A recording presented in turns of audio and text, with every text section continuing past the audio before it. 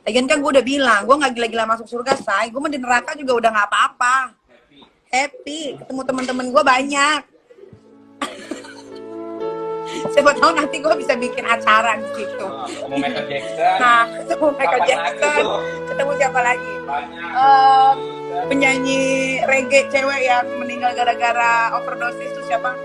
White siapa tuh? Amy Whitehouse. Gue ketemu Amy Whitehouse di neraka. Terus gue ketemu siapa lagi? Nanti Beyonce. Gue udah langsung neraka aja. Di situ gue banyak ketemu sama artis-artis juga. Bukan artis Indonesia ya, males banget. Jadi kalau ada yang dicelupkan 1 detik aja ke neraka biasa, sedetik aja, celup sedetik, itu sakitnya sama dengan 48 hari.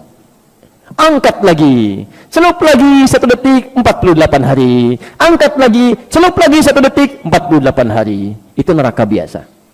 Kalau nggak percaya silahkan aja. Ya. Itu kan diinformasikan supaya kita menghindarinya, bukan terlibat di dalamnya. Ini kan aneh ini, diinformasikan masih mau terlibat di dalamnya juga.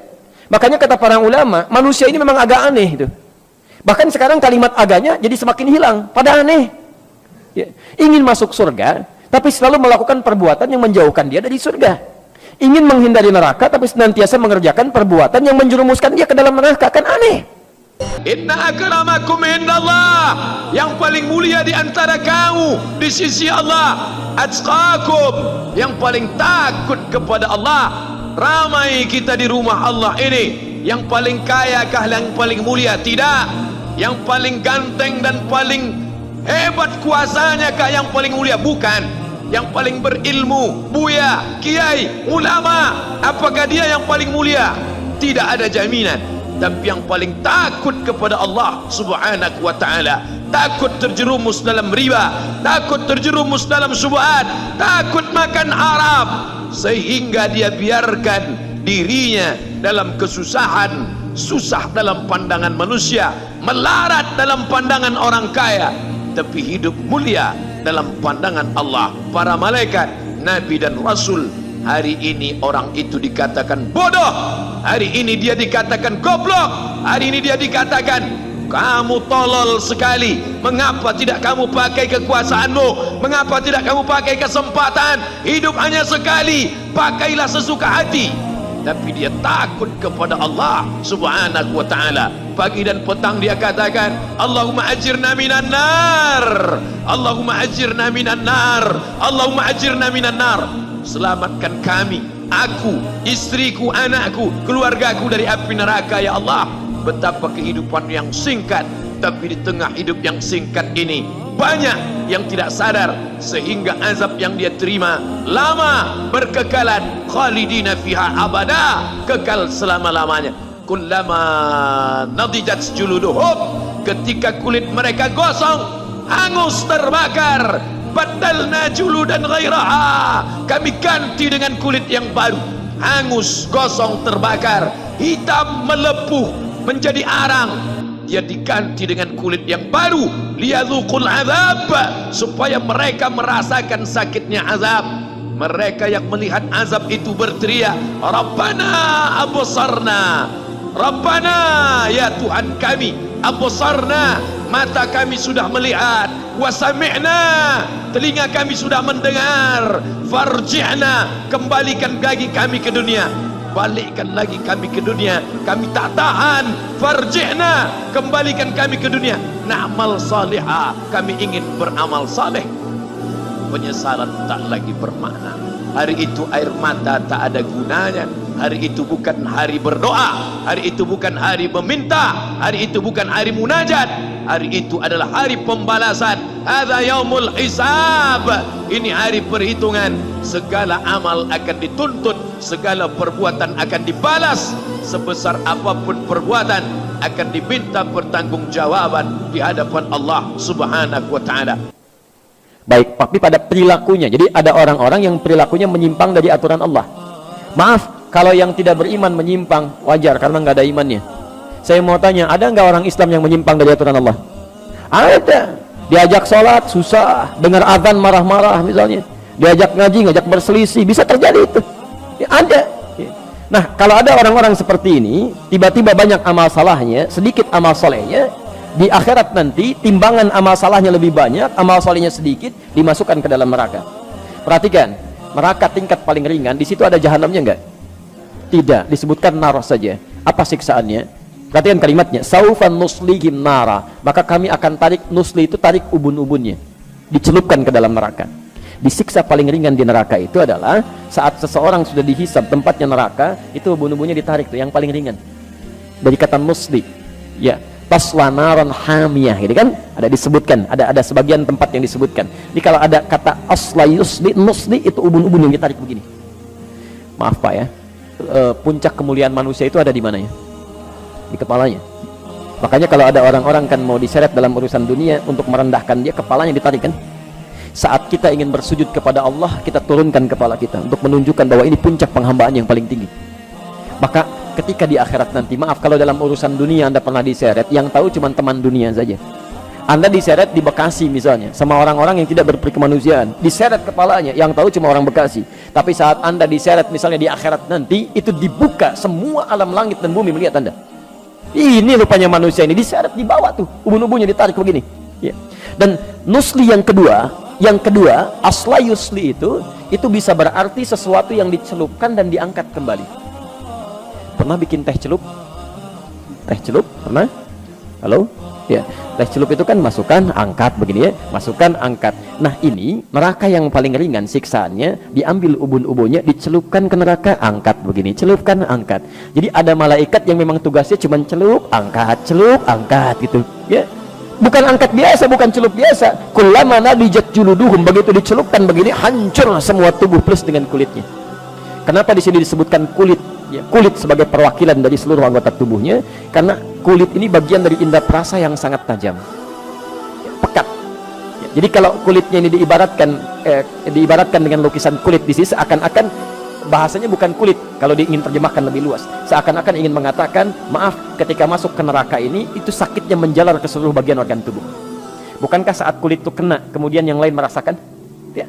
Maka kata Allah, saya akan buat rasa nih, ketika dicelupkan semua organ tubuhnya merasakan. Jelas ya? Tapi nggak sampai situ, begitu hancur semuanya.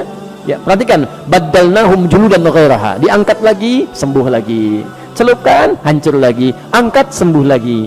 Baik, informasi saja, satu harinya sama dengan, tahu dari mana? Tahu dari mana 1000 tahun? Baik, Quran surah ke-32 itu kan?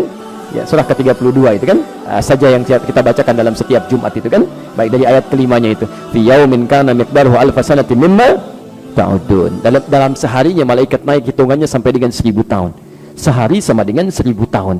Baik, jadi kalau ada orang, maaf, masuk ke neraka itu neraka biasa sehari aja, itu hukumannya sama dengan 1000 tahun di dunia. Satu detiknya sama dengan kurang lebih 48 hari. Jadi kalau ada yang dicelupkan satu detik aja ke neraka biasa, sedetik aja, celup sedetik, itu sakitnya sama dengan 48 hari. Angkat lagi, celup lagi satu detik, 48 hari. Angkat lagi, celup lagi satu detik, 48 hari. Itu neraka biasa. Kalau nggak percaya silahkan aja. Ya. Itu kan diinformasikan supaya kita menghindarinya, bukan terlibat di dalamnya. Ini kan aneh ini, diinformasikan masih mau terlibat di dalamnya juga. Makanya kata para ulama, manusia ini memang agak aneh itu. Bahkan sekarang kalimat aganya jadi semakin hilang, pada aneh ya. Ingin masuk surga tapi selalu melakukan perbuatan yang menjauhkan dia dari surga. Ingin menghindari neraka tapi senantiasa mengerjakan perbuatan yang menjerumuskan dia ke dalam neraka. Kan aneh. Sudah sadar akan meninggal, Bapak Ibu, ada yang tidak meninggal di sini? Ya, akan meninggal. Kapan meninggalnya? Ya, bisa terjadi kapan saja, hari ini mungkin. Nah ini yang paling aneh, sudah tahu akan meninggal dan kapan saja bisa terjadi, masih bermain-main dalam kehidupannya dan masih sempat berbuat maksiat gitu. Makanya kata para ulama, kalau Anda ingin terjaga dari keburukan, selalu ingin baik, coba rasakan setiap terfikir berbuat yang tidak baik, rasakan seketika akan meninggal. Ini ada minuman, bukan minuman Anda, begitu Anda mau ambil begini, nantilah saya bilang nanti sekalian. Rasakan begitu Anda ambil, Anda mau teguk itu, malaikat maut datang menjemput Anda. Itu insya Allah akan selalu dijaga Pak. Anda masuk ke kantor sendirian, di ruangan kantor mau tanda tangan proyek itu kan yang nilainya miliaran, tapi dengan cara yang salah, haram. Padahal sholatnya dikerjakan, ikut taklim juga, godaan tidak biasa. Bayangkan ketika tanda tangan itu, malaikat maut datang menjemput Anda. Itu paling gampang, paling gampang Antum kajian, temannya sedang wudu, penanya di situ mau nulis cepet-cepet, nanti bilangnya lah gitu kan. Antum nggak ada pena, tiba-tiba ngambil pena temannya, tulis dulu gitu kan. Hati-hati, antum belum aman tuh. Ya, dianya memang sedang wudu, Anda berniat nanti sekalian pas pulang saya bilang, tadi saya pinjam pulpen kamu gitu kan. Tapi apakah Anda bisa menjamin Anda bisa bertahan dalam kehidupan sampai dia kembali dari wudunya? Belum tentu. Karena itu hati-hati gitu. Ya, hati-hati, bertakwalah pada Allah Subhanahu wa taala. Hidup kita itu terjamin, ya, terjamin dalam nuansa kapan saja bisa pulang. Jelas di sini? Baik. Saya kembalikan dulu ke bahasan kita sekarang. Yang di neraka biasa saja hukumannya sudah seperti itu. Bagaimana dengan neraka jahanam? Neraka jahanam itu jangan tunggu sampai ke nerakanya. Di alam kubur aja sudah mulai ditampakkan itu. Nih tempat kamu ini nih. Quran surah ke 40. Ya.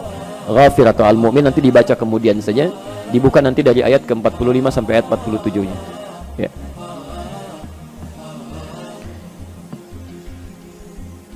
An-naru yu'radu 'alaiha ya ghuduwwan wa 'ashiyya. Di neraka ditampilkan kepada orang-orang ini di setiap pagi dan petang. Setiap waktu neraka aja dikasihkan pada dia tuh. Tampilkan. Dan mohon maaf ya, orang-orang yang masuk neraka jahanam pernah dengar istilah ini? Masuk surga tanpa hisab, pernah dengar? Baik, itu sering kita dengar. Tapi Anda juga mesti dengar, ada orang masuk neraka tanpa hisab. Masuk neraka tanpa hisab, saking cepatnya masuknya itu. Dalam tanda petik ya, saking cepatnya. Quran surah ke-18 Al-Kahf ayat 100 sampai 101. Posisi paling kiri sebelah atas ke pertengahan.